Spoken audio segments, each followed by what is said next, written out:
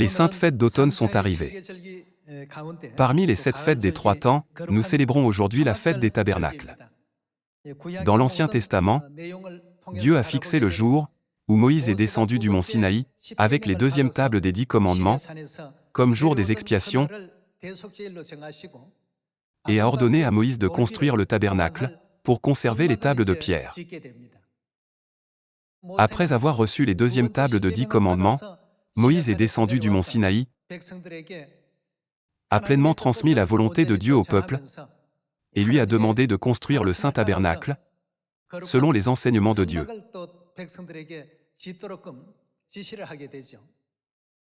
Pendant une semaine, les Israélites ont rassemblé avec diligence tous les matériaux nécessaires pour construire le tabernacle. Cet événement pour rassembler les matériaux est devenu la base de la fête des tabernacles. Lorsque nous regardons le Nouveau Testament et considérons son histoire, la Bible nous dit que tous les matériaux collectés pour la fête des tabernacles représentent le peuple de Dieu. Nous pouvons voir le plan de Dieu pour accomplir la mission de trouver nos frères et sœurs perdus, les membres de notre famille céleste, par la fête des tabernacles, et les ramener dans notre patrie, le royaume éternel des cieux. Par conséquent, comme il nous est impossible, en tant qu'humains, de trouver tous les frères et sœurs perdus par nous-mêmes, nous devons porter toutes les armes de la puissance du Saint-Esprit. Cette mission ne peut pas être accomplie sans l'aide de Dieu et sans le Saint-Esprit. Par conséquent, Dieu n'a-t-il pas promis la bénédiction du Saint-Esprit de la pluie de l'arrière-saison lors de la fête des tabernacles? À travers la fête des tabernacles, demandons avec ferveur la puissance du Saint-Esprit et recevons également la grâce abondante du Saint-Esprit. Il doit y avoir des choses que nous avons tenté d'accomplir auparavant, uniquement avec notre propre force. Que devrions-nous en faire désormais?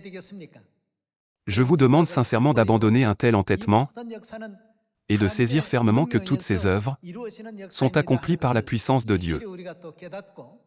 Nous devons sincèrement nous confier sur Dieu et prier sincèrement pour le Saint-Esprit, de la pluie de l'arrière-saison, afin que chaque personne dans notre vérité, sa famille et l'Église, puisse recevoir la bénédiction du Saint-Esprit de la pluie de l'arrière-saison et être habilité à sonner de la trompette de l'Évangile avec une force encore plus grande. Prenons le temps d'étudier l'origine de la fête des tabernacles et l'histoire déroulée avec les Israélites à travers les enseignements de la Bible.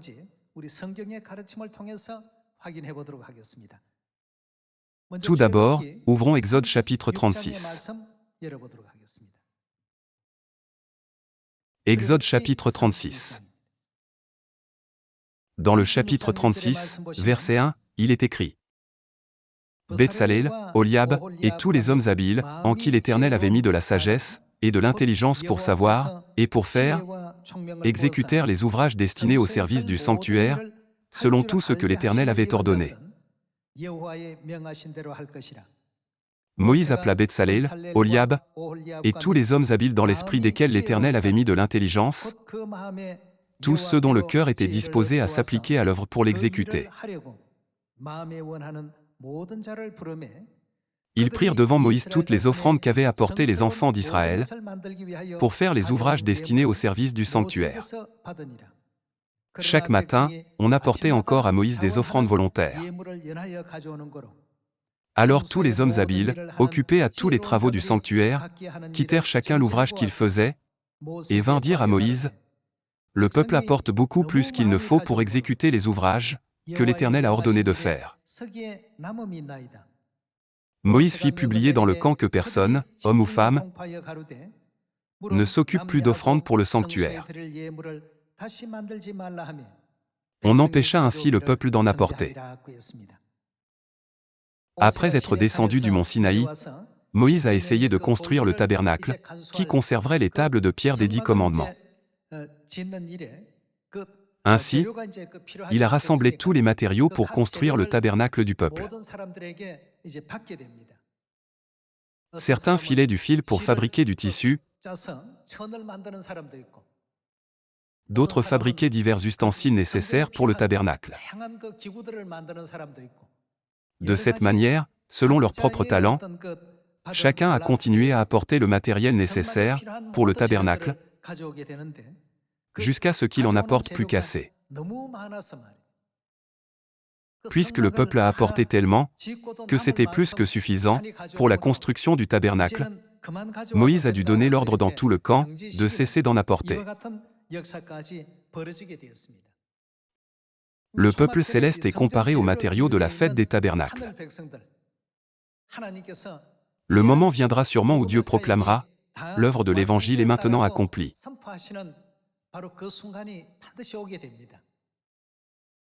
Jusque-là, que devons-nous faire pour sauver une âme de plus? Jusqu'à ce que Dieu donne cet ordre et fasse sa proclamation, nous devons nous empresser de trouver nos frères et sœurs perdus et de conduire plus de pécheurs à la repentance et dans les bras de Dieu. Allons à Exode chapitre 35, verset 4, pour en savoir plus sur l'œuvre de construction du tabernacle. Chapitre 35, verset 4. Moïse parla à toute l'assemblée des enfants d'Israël et dit : Voici ce que l'Éternel a ordonné. Qui a ordonné l'œuvre de construction du tabernacle? Comme nous pouvons le voir ici, Moïse a simplement joué le rôle de prophète en transmettant l'ordre de Dieu au peuple.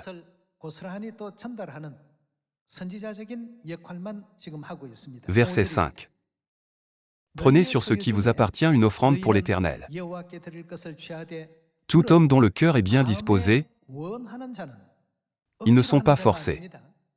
Tout homme dont le cœur est bien disposé apportera en offrande à l'Éternel de l'or, de l'argent et de l'airain, des étoffes teintes en bleu, en pourpre, en cramoisi, du fin lin, et du poil de chèvre, des peaux de bélier teintes en rouge, et des peaux de dauphin, du bois d'acacia, de l'huile pour le chandelier, des aromates pour l'huile d'onction, et pour le parfum odoriférant, des pierres d'onyx, et d'autres pierres pour la garniture de l'éphod, et du pectoral. Que tous ceux d'entre vous qui ont de l'habileté viennent, et exécutent tout ce que l'Éternel a ordonné,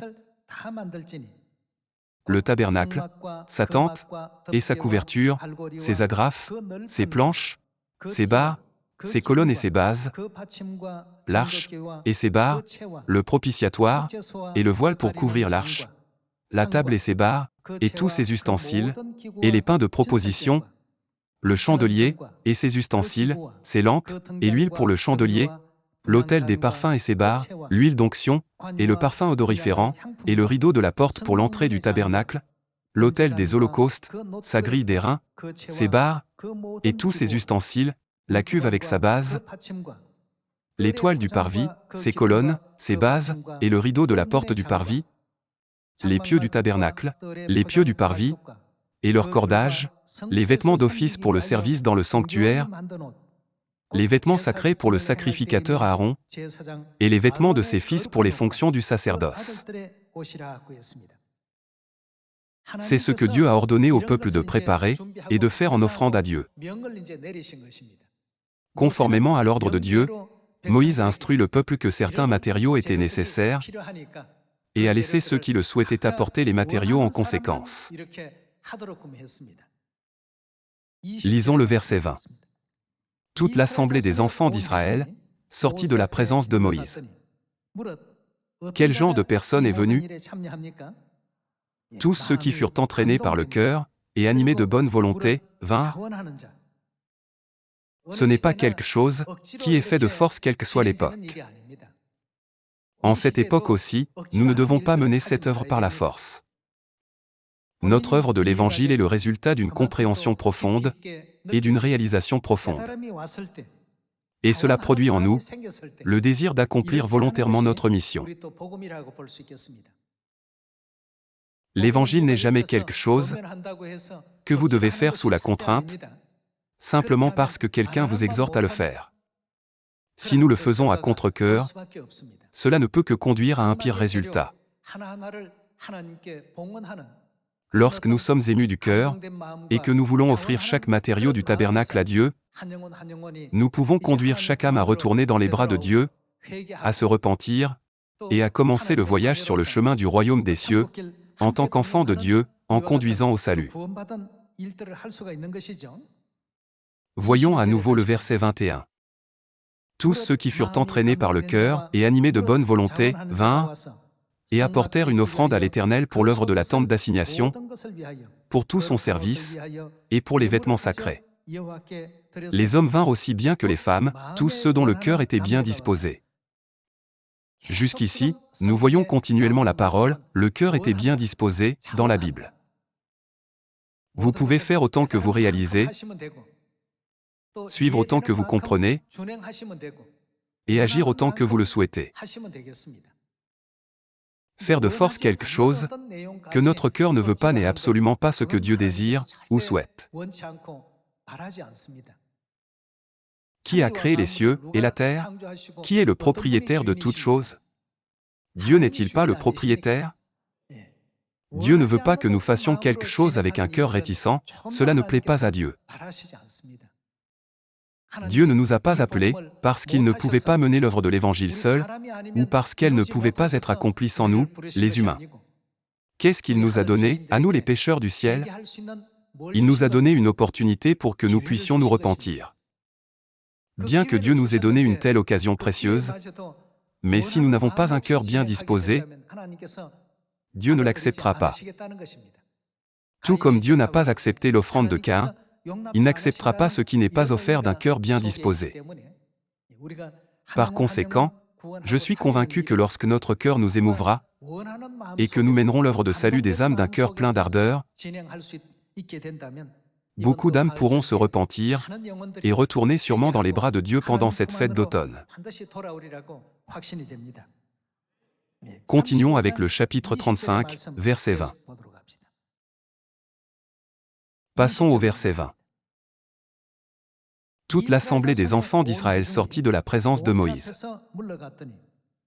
Tous ceux qui furent entraînés par le cœur et animés de bonne volonté vinrent et apportèrent une offrande à l'Éternel pour l'œuvre de la tente d'assignation, pour tout son service, et pour les vêtements sacrés. Les hommes vinrent aussi bien que les femmes, tous ceux dont le cœur était bien disposé apportèrent des boucles, des anneaux, des bagues, des bracelets, toutes sortes d'objets d'or. Chacun présenta l'offrande d'or qu'il avait consacrée à l'Éternel. Tous ceux qui avaient des étoffes teintes en bleu, en pourpre, en cramoisi, du fin lin, et du poil de chèvre, des peaux de bélier teintes en rouge, et des peaux de dauphin, les apportèrent. Tous ceux qui présentèrent par élévation une offrande d'argent, et d'airain apportèrent l'offrande à l'Éternel. Tous ceux qui avaient du bois d'acacia pour les ouvrages destinés au service, l'apportèrent. Toutes les femmes qui avaient de l'habileté filèrent de leurs mains, et elles apportèrent leur ouvrage, des fistins en bleu, en pourpre, en cramoisi, et du fin lin. Verset 26. Toutes les femmes dont le cœur était bien disposé, et qui avaient de l'habileté, filèrent du poil de chèvre. Comme nous pouvons le voir, l'aspect le plus central du processus de construction du tabernacle était la question de leur foi. La Bible a écrit à plusieurs reprises que leur cœur était ému et qu'ils étaient disposés à se joindre parce qu'ils avaient compris correctement la volonté de Dieu. Ils voulaient volontairement faire ce travail, alors ils se sont portés volontaires. Dieu n'accepte pas ceux dont le cœur n'était pas bien. Il rejette les offrandes de ceux qui ne sont pas disposés à le faire. En nous souvenant de la grâce que Dieu leur avait accordée, en pardonnant tous leurs péchés, tels que l'idolâtrie du veau d'or, et en donnant de nouveau les tables de pierre des 10 commandements, cela a rendu chaque parole donnée si précieuse et chère pour eux. Ainsi, les Israélites, dont les péchés avaient été pardonnés, sont devenus fervents et désireux de construire le tabernacle, parce qu'ils conserveraient les tables de pierre écrites avec les commandements de Dieu, du 1er au 10e. En pensant que Dieu demeure dans le tabernacle, les a rendus désireux de mener cette œuvre. C'est pourquoi les paroles, ceux que le cœur a émus, et ceux qui étaient bien disposés, n'ont cessé d'être répétés. Alors, quelle devrait être notre attitude de foi, pendant la fête des tabernacles?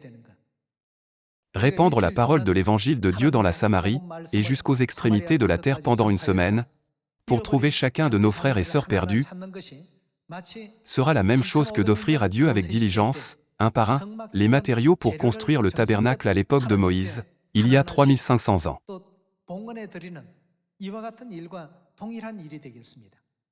Quel genre d'attitude devons-nous avoir pour cette mission? Un cœur ému par Dieu, un cœur bien disposé et joyeux. Nous ne devons pas simplement imiter ce que font les autres, sans comprendre la raison. Lorsque nous en viendrons à comprendre correctement et à suivre la volonté parfaite de Dieu, Dieu le Saint-Esprit demeurera en nous et nous aidera dans tout ce que nous ferons. C'est comme lorsque les enfants essaient d'écrire une lettre touchante à leurs parents, mais qu'ils ne sont pas bons pour cela, et que leur écriture est un peu moche.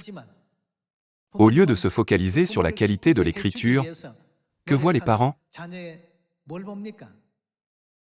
Ils voient le cœur sincère de l'enfant.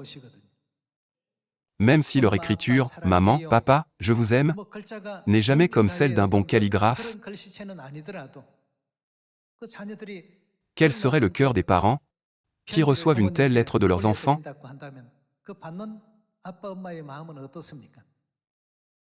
Cela peut sembler insignifiant, et il y a certainement de plus beaux styles de calligraphie, mais cette lettre est conservée précieusement toute une vie. Ils la considèrent comme chère. Pourquoi? Tout comme les parents chérissent le moment où le cœur de leur enfant s'étend pour leur faire plaisir, ce n'est pas parce que Dieu ne peut pas rassembler toute l'humanité en une seule fois qu'il désire nos efforts. Nous ne devons pas oublier que Dieu nous donne des opportunités. Par conséquent, si nous lui rendons gloire pendant cette fête des tabernacles, avec un cœur disposé, je suis convaincu que Dieu nous bénira abondamment avec des cadeaux plus que suffisants pour que nous lui offrions.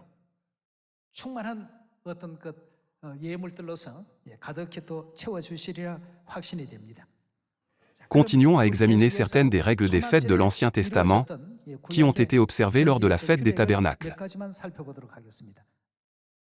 Allons à Lévitique chapitre 23. Lévitique chapitre 23, verset 33.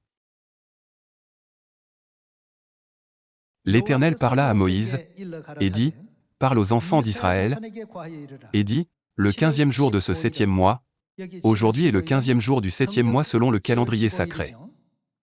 Ce jour-là, ce sera la fête des tabernacles en l'honneur de l'Éternel, pendant 7 jours.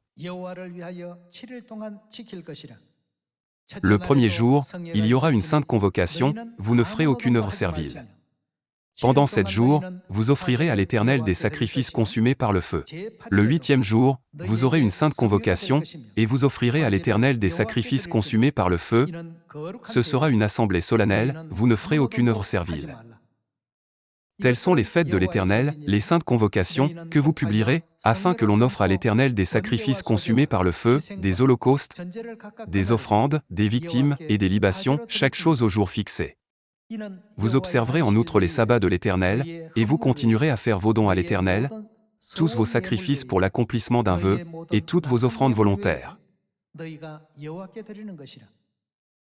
Verset 39. Le 15e jour du 7e mois, quand vous récolterez les produits du pays, vous célébrerez donc une fête à l'Éternel, pendant 7 jours.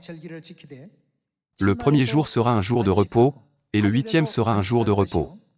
Vous prendrez, le premier jour, du fruit des beaux arbres, des branches de palmiers, des rameaux d'arbres touffus, et des saules de rivière, et vous vous réjouirez devant l'Éternel, votre Dieu, pendant 7 jours. Vous célébrerez chaque année cette fête à l'Éternel, pendant 7 jours. C'est une loi perpétuelle pour vos descendants. Vous la célébrerez le 7e mois. Dans le cadre de ces règles de l'Ancien Testament, il y avait des célébrations où les gens posaient des branches de palmier, de myrte et d'olivier dans la cour du temple, les mettaient sur les toits et se construisaient des baraques.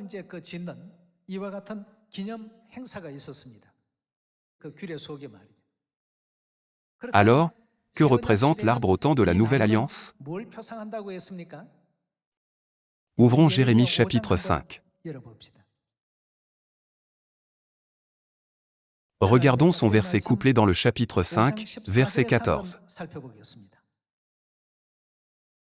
Dans le chapitre 5, verset 14, il est écrit: C'est pourquoi ainsi parle l'Éternel, le Dieu des armées, parce que vous avez dit cela, voici, je veux que ma parole dans ta bouche soit du feu, et ce peuple, lesquels sont-ils? Du bois. Comme nous pouvons le voir, Dieu a comparé son peuple, au sens figuré, à du bois. Les ordonnances de la fête des tabernacles dans l'Ancien Testament, où des branches d'arbres étaient coupées et placées sur les parvis ou les toits du temple, n'indiquent-elles pas l'intention de Dieu de rassembler son peuple un par un, qui doit devenir les matériaux du temple? Par conséquent, cela signifie l'achèvement du temple. Dans l'Apocalypse, il est mentionné que certains deviennent les piliers du temple, d'autres les chevrons, et d'autres les portes. À travers des paraboles dans la Bible, les divers rôles de chaque individu sont expliqués. Ouvrons Éphésiens chapitre 2. Regardons Éphésiens chapitre 2, verset 20. Vous avez été édifiés sur le fondement des apôtres et des prophètes, Jésus-Christ lui-même étant la pierre angulaire. En lui tout l'édifice, bien coordonné, s'élève pour être, que deviennent-ils? Un temple saint dans le Seigneur. En lui vous êtes aussi édifiés pour être, quoi? Une habitation de Dieu en esprit.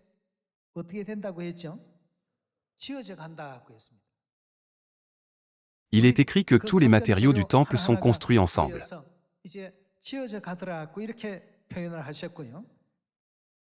Allons à Apocalypse chapitre 3. Apocalypse chapitre 3, verset 12. Regardons Apocalypse chapitre 3, verset 12. Celui qui vaincra, je ferai de lui, quoi? Une colonne dans le temple de mon Dieu.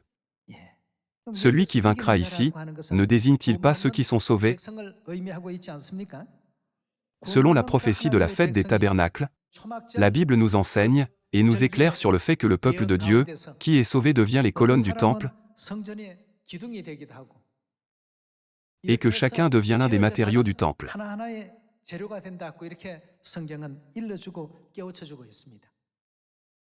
Pour accomplir toutes ces prophéties, qu'est-ce que Dieu a dit que nous devons faire à toutes les nations et à tous les peuples? Allez, faites de toutes les nations des disciples, les baptisant au nom du Père, du Fils et du Saint-Esprit, et enseignez-leur à observer tout ce que je vous ai prescrit. Cela montre comment Dieu nous a enseigné ce que nous devons faire par la fête des tabernacles en cette époque, comme il nous l'a montré dans les ordonnances de toutes les fêtes de l'Ancien Testament.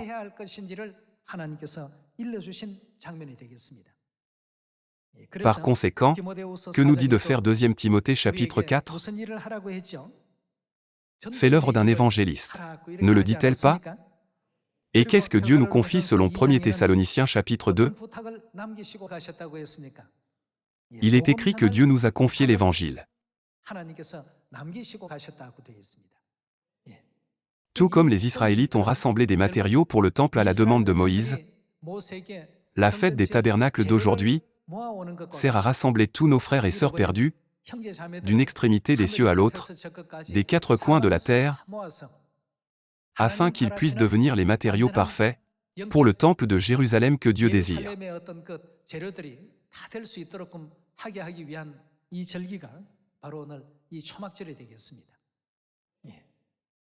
Il y a 3500 ans, après la construction du tabernacle, pendant la fête des tabernacles, Dieu y était toujours présent, demeurant sur une colonne de nuée le jour et sur une colonne de feu la nuit. Par conséquent, peu importe où le tabernacle a été déplacé, une colonne de nuée le jour et une colonne de feu la nuit ont été établies sur lui, comme un signe que Dieu demeurait toujours en lui. C'est devenu un endroit très important qui a montré la présence continue de Dieu aux Israélites. Dans le ministère de l'Évangile, il y a des choses qui sont impossibles avec les capacités humaines. Nous, les humains, ne pouvons même pas correctement prendre soin de notre propre corps, et nous ne pouvons pas non plus trouver le chemin qui mène au pardon de nos propres péchés. Cependant, Dieu nous a accordé sa grâce abondante et nous a donné de nombreuses opportunités. Non seulement Dieu nous a donné des moyens d'être pardonnés de nos péchés, mais il nous a aussi demandé d'ouvrir le chemin de la repentance aux autres. Comment croiront-ils en celui dont ils n'ont pas entendu parler? Et comment en entendront-ils parler s'il n'y a personne qui prêche? S'il n'y a personne pour prêcher Père, ou la nouvelle de la nouvelle alliance, ou la bonne nouvelle du royaume, comment quelqu'un pourrait-il en entendre parler, ou croire? Cette mission est réservée à ceux qui le veulent bien et dont le cœur est ému. Cette mission n'est pas donnée à n'importe qui.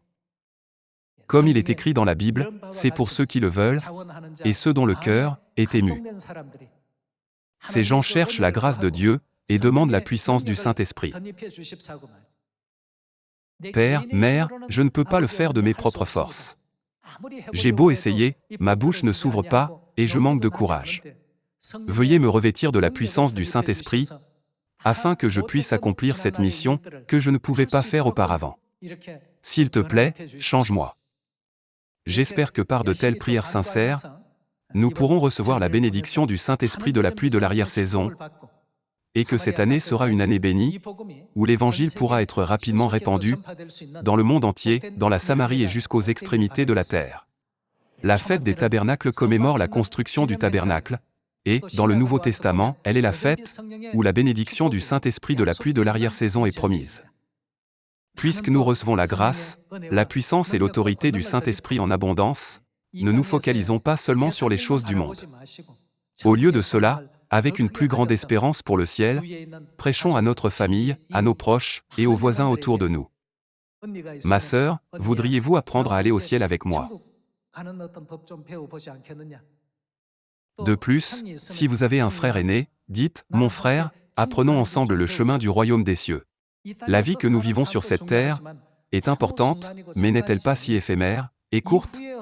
Ne serait-il pas sage de se préparer et de planifier à l'avance pour la vie après cela? Nous devons tous être capables de les enseigner de cette manière.